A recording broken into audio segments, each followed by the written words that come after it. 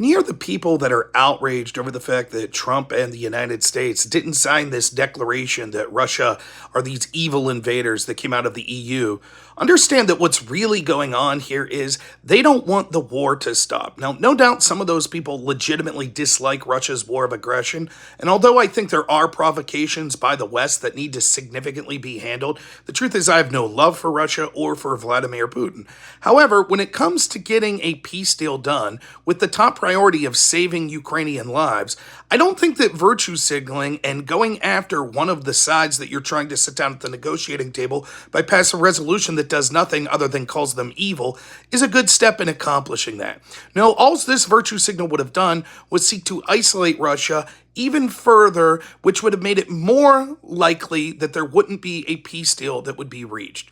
At this point, the top priority should be ending the war and coming to amicable terms, which unfortunately means that Russia will gain something. Why is it that Russia will gain something? Because they're winning. That's why.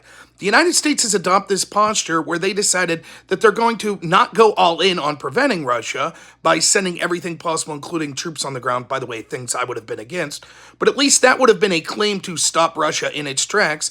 Instead, it decided to send just enough to keep the meat grinder going, and so people in the United States could virtue signal that, oh, we care about the Ukrainian people, but in reality, it's just about stopping those evil Russians by using as many lives as possible in Ukraine.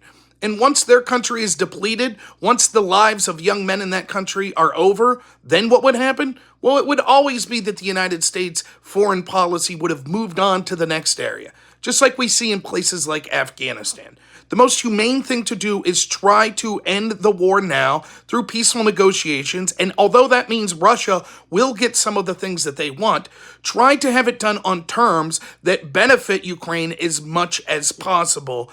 And the number one benefit would be stopping the death of the people from this war, particularly their young men.